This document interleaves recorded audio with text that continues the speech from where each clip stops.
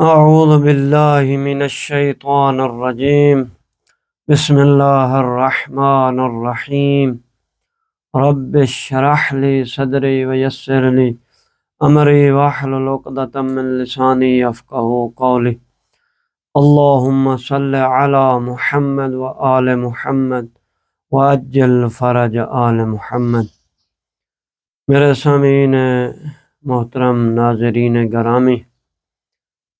انشاءاللہ آپ خیریت سے ہوں گے۔ آج ہم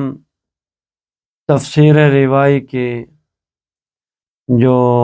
سورہ بقرہ کی آیت نمبر 35 اور 36 کو بیان کریں گے۔ البتہ اس کا جو تفسیر ہے طولانی ہو جائے گی، لیکن ہم کوشش کریں گے کہ اس کو 2 حصوں میں تقسیم کریں اور آپ لوگوں تک جو ہے اس تفسیر کو پہنچائیں، تاکہ ہمارا فریضہ بھی ادا ہو جائے اور آپ لوگوں تک یہ بھی پہنچ جائے، اور ہم بھی عمل کریں اور آپ بھی عمل کریں۔ پہلے آیت کو پڑھتے ہیں، اس کے بعد ترجمہ، اور پھر اس کے ضمن میں تفسیر، اس کے ضمن میں حدیثوں کو بیان کریں گے، روایات کو بیان کریں گے، کیونکہ ہمارا موضوع تفسیر روائی ہے۔ بسم اللہ الرحمن الرحیم۔ وَقُلْنَا يَا آدَمُ اسْكُنْ أَنْتَ وَزَوْجُكَ الْجَنَّةَ وَكُلَا مِنْهَا رَغَدًا حَيْثُ شِئْتُمَا وَلَا تَقْرَبَا هَٰذِهِ الشَّجَرَةَ فَتَكُونَ مِنَ الظَّالِمِينَ فَأَضَلَّهُمَا الشَّيْطَانُ عَنْهَا فَأَخْرَجَهُمَا مِمَّا كَانَ فِيهِ وَقُلْنَا اهْبِطُوا بَعْضُكُمْ لِبَعْضٍ عَدُوٌّ وَلَكُمْ فِي الْأَرْضِ مُسْتَقَرٌّ وَمَتَاعٌ إِلَىٰ حِینٍ۔ اے سامعین محترم، ہم اب ترجمے کی طرف چلتے ہیں کہ اللہ نے ان آیات میں کیا فرمایا ہے۔ خالق کائنات لم یزل لا یزال فرماتا ہے، اور ہم نے کہا اے آدم علیہ السلام، تو اور تیری بیوی جنت میں سکونت اختیار کرو اور جہاں سے چاہو کھاؤ، لیکن اس درخت کے قریب نہ جانا، ورنہ ظلم کرنے والوں میں سے ہو جاؤ گے۔ پس شیطان نے ان دونوں کو پھسلایا اور وہاں سے نکال دیا جہاں وہ تھے، اور ہم نے کہا تم زمین پر اتر جاؤ، تم میں سے بعض بعض کے دشمن رہو گے، اور زمین ہی تمہاری رہائش ہوگی، اور خاص وقت تک تم اس سے فائدہ اٹھاتے رہو گے۔ اب ہم چلتے ہیں یہاں پہ اس تفسیر میں جو پہلا پوائنٹ ہے، پہلا نقطہ جو ہے وہ حضرت آدم علیہ السلام کا جنت میں رہائش پذیر ہونا ہے۔ اب ہم اس کو امام حسن عسکری علیہ السلام نے جو فرمایا ہے اس کے ضمن میں بیان کرتے ہیں۔ ہماری حدیث نمبر 1 ہے، روایت نمبر 1 ہے۔ امام علیہ السلام نے فرمایا، جب اللہ تعالیٰ نے ابلیس کے انکار کی وجہ سے اس پر لعنت کر دی اور ملائکہ حضرت آدم علیہ السلام کو سجدہ کرنا اور اپنی اطاعت کی وجہ سے عزت و اکرام حاصل کر چکا، تو اللہ تعالیٰ نے حضرت آدم علیہ السلام و حوا کو جنت میں جانے کا حکم صادر فرمایا یا آدم اسکن انت و زوجک الجنت وکلا منہا، اے آدم علیہ السلام، تو اور تیری زوجہ دونوں جنت میں سکونت اختیار کرو اور اس سے تم دونوں کھاؤ، یعنی جنت میں سے کھاؤ، رغدن اس وسیع جنت سے، حیث شئتما جہاں سے چاہو، بغیر مشقت کے کھاؤ۔ لا تقرب هذه الشجرۃ پس اس درخت کے قریب نہ جانا، فرمایا یہ علم کا شجر تھا جو محمد و آل محمد کے علم کا درخت تھا، جن کو اللہ نے اس درخت کے ساتھ مکرم و محترم قرار دیا، دوسری مخلوق کے خلق کرنے سے قبل اس درخت کو ان کے ساتھ خاص قرار دیا۔ پس اللہ نے فرمایا تھا آدم علیہ السلام، یعنی اے آدم اس درخت کے قریب نہ جانا، یعنی وہ درخت جو علم کا درخت تھا، کیونکہ یہ محمد و آل محمد کے ساتھ خاص ہے، ان کے علاوہ کسی دوسروں کے لیے اس میں کوئی حصہ نہیں ہے۔ پس اس درخت سے اللہ کے حکم سے کوئی نہیں کھا سکتا مگر محمد و آل محمد، اور اس درخت سے جو محمد و آل محمد، محمد و علی و فاطمہ اور حسن و حسین علیہ السلام کھاتے تھے، اور بعد میں اسے جس یتیم، مسکین، اسیر کو کھلاتے تھے،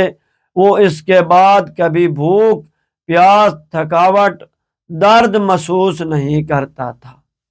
تو یہ درخت جنت کے تمام درختوں سے ممتاز و جدا ہے، کیونکہ جنت کا ہر درخت ایک خاص قسم کا پھل رکھتا ہے، جبکہ یہ درخت ہے جس پر ہر قسم کا پھل ایک ہی وقت میں ہوتا ہے۔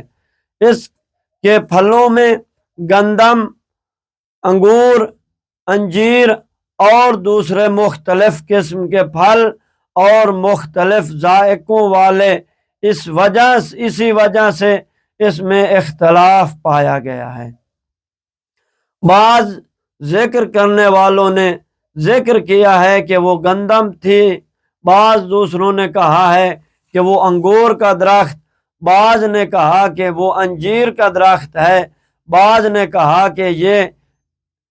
عنابہ کا درخت تھا۔ پس اللہ تعالیٰ نے اس درخت سے روکتے ہوئے فرمایا وَلَا تَقْرَبْ هَٰذِهِ الشَّجَرَةَ، ان دونوں نے اس قرب کی وجہ سے وہ درجہ طلب کیا جو محمد و آل محمد کا تھا، اور ان کی فضیلت کو طلب کیا جو محمد و آل محمد کے ساتھ اللہ نے خاص کی ہوئی تھی، جبکہ اللہ تعالیٰ نے اس درجے کو محمد و آل محمد کے ساتھ خاص قرار دیا تھا۔ اور یہ علم کا شجر ہے، یہ وہ درخت ہے جو اذن خدا سے اس درخت سے کھا لے تو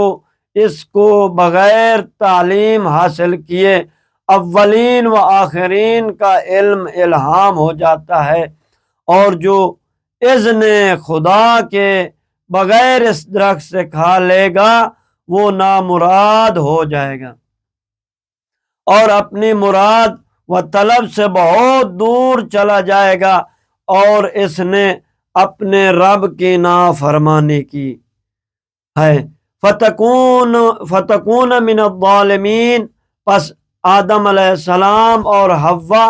دونوں ظالمین میں سے ہو گئے، یعنی حضرت آدم و حوا دونوں اپنی نافرمانی کی وجہ سے اس درجے کو طلب کرنے کی وجہ سے جو ان دونوں کے لیے نہیں تھا، جیسا کہ تم دونوں نے اس درجے کا ارادہ کیا ہے حکم خدا کے بغیر، پھر اللہ نے فرمایا فَأَزَلَّهُمَ الشَّيْطَانُ عَنْهَا، پس شیطان نے ان دونوں کو اس درخت کے بارے میں گمراہ کیا، پھسلایا، یعنی جنت سے نکالا اپنے وسوسہ اور دھوکے کی وجہ سے، اور ان کو ابہام میں مبتلا کیا۔ دھوکہ آدم علیہ السلام سے شروع کرتے ہوئے کہا، پس شیطان نے آدم علیہ السلام سے کہا، ما نہاکما ربکما عن ہذہ الشجرۃ الا ان تکونا ملکین۔ یہ سورہ اعراف کی آیت نمبر 20 ہے کہ اللہ فرماتا ہے آپ دونوں کو تمہارے رب نے اس درخت سے اس لیے روکا ہے کہ کہیں تم دونوں فرشتے نہ بن جاؤ۔ اگر تم نے اس درخت سے کھا لیا تو کہیں تم غیب نہ جاننے لگ جاؤ گے اور تم دونوں اس پر قدرت حاصل نہ کر لو جس پر وہ قدرت رکھتا ہے، جس کو اللہ نے اس قدرت کے ساتھ خاص کیا ہے، او تکون من الخالدین۔ یہ سورہ اعراف کی آیت نمبر 20 کا حصہ ہے۔ یا تو تم دونوں جنت میں ہمیشہ رہنے والے ہو جاؤ اور تم دونوں ہمیشہ زندہ رہو، کبھی مرو۔ اور اس کے لیے شیطان نے ان دونوں کے سامنے قسم اٹھائی کہ میں تم دونوں کا خیر خواہ ہوں اور نصیحت کرنے والا ہوں۔ یہ سب دھوکہ و فریب کرتے ہوئے شیطان خود سامنے نہیں آیا تھا، بلکہ وہ سانپ کے منہ میں چھپا ہوا تھا، اور سانپ ہی شیطان کو لے کر جنت میں داخل ہوا تھا، اور وہ سانپ کے منہ میں چھپ کر باتیں کر رہا تھا، اور حضرت آدم علیہ السلام گمان کر رہے تھے کہ شاید سانپ بول رہا ہے، اور حضرت آدم علیہ السلام نہیں جانتے تھے کہ یہ سانپ نہیں بلکہ شیطان بول رہا ہے جو سانپ کے منہ میں چھپا ہوا ہے۔ پس آدم علیہ السلام نے سانپ کو رد کر دیا کہ اسے سانپ یہ ابلیس کا دھوکہ و غرور ہے، اللہ اس پر لعنت کرے۔ یعنی ہم اپنے رب کے ساتھ کیسے خیانت کر سکتے ہیں، اور وہ کیسے اللہ کی عظیم قسم اٹھا سکتا ہے، اور آپ اس کو خیانت کی طرف نسبت دے رہے ہیں اور بری نظر کی طرف، حالانکہ اللہ کا اکرم الاکرمین ہے، اور میں کیسے اس کا سہارا لے سکتا ہوں جس سے میرے رب نے مجھے روکا ہے، اور اس کے حکم کے بغیر کیسے کسی کام میں مشغول ہو سکتا ہوں۔ پس ابلیس حضرت آدم علیہ السلام سے مایوس ہو گیا کہ وہ اس کی بات کو نہیں مانتا۔ پھر ابلیس دوبارہ سانپ کے منہ میں چھپ کر حوا کے پاس آیا اور جناب حوا سے مخاطب ہوا اس انداز میں کہ حوا گمان کر رہی تھی کہ شاید سانپ بول رہا ہے۔ پس اس نے کہا، اے حوا، یہ درخت آپ دیکھ رہی ہیں جس نے تمہارے رب نے تمہیں روکا تھا، اب اس نے یہ درخت تمہارے لیے حلال کر دیا ہے، اور پہلے حرام تھا، لیکن اس نے تمہارے حسن اطاعت کو دیکھا ہے، تو اس وجہ سے اس نے یہ درخت تمہارے لیے حلال قرار دیا ہے، اور اس نے اس درخت کی حلیت کے ساتھ تمہیں عزت دی ہے۔ اس کی دلیل یہ ہے کہ وہ فرشتے جو اس درخت کی حفاظت کے لیے مامور ہیں، وہ دوسرے حیوانوں کو اس درخت سے روکا رہے ہیں، وہ فرشتے تمہیں نہیں روکیں گے۔ اگر آپ اس درخت کی طرف جائیں اور وہ فرشتے آپ کو نہ روکیں تو جان لینا کہ اللہ نے یہ درخت تمہارے لیے حلال کرا دیا، اور میں تجھے بشارت دے رہا ہوں، لہذا تم آدم علیہ السلام سے قبل اس درخت سے کھا لو۔ اگر تو نے آدم علیہ السلام سے قبل اس درخت سے کھا لیا تو ہمیشہ آدم علیہ السلام پر تسلط پیدا کر لو گی، تو اس کو حکم کرے گی اور روکے گی۔ حضرت حوا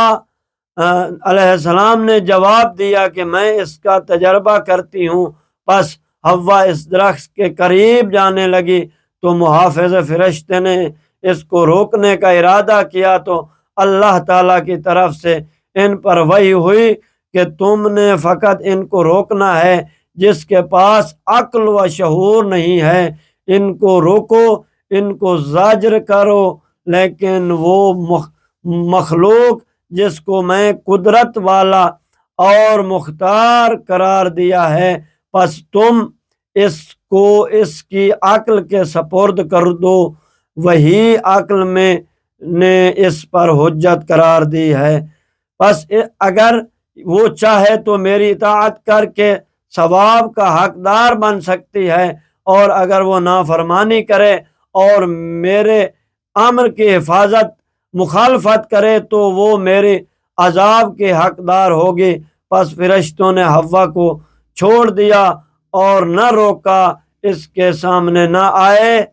جبکہ وہ اس کے منع کرنے کا ارادہ کر چکا تھا۔ پس حوا علیہ السلام نے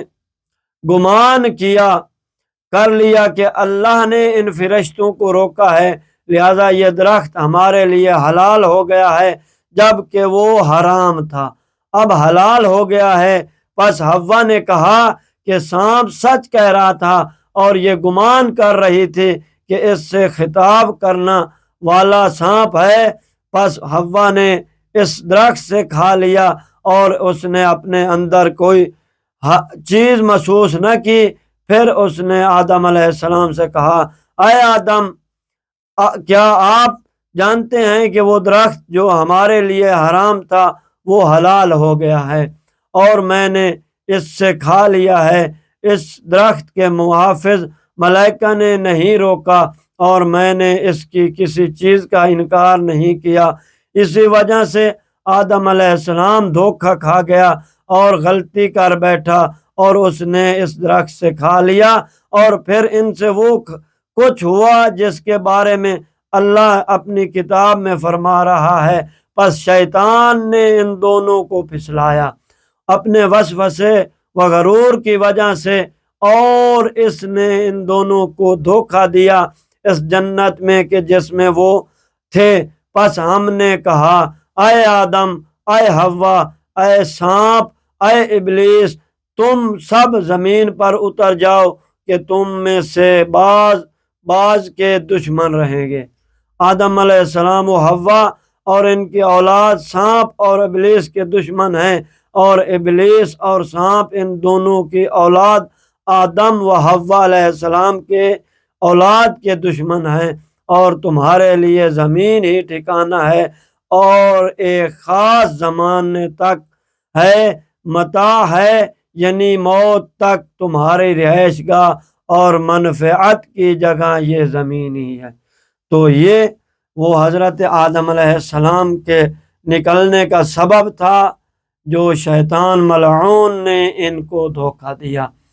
تو انشاءاللہ یہاں سے ہم دوسری حدیث کو کل بیان کریں گے۔ والسلام ورحمۃ اللہ وبرکاتہ۔ اللہم صلی علی محمد و آل محمد وعجل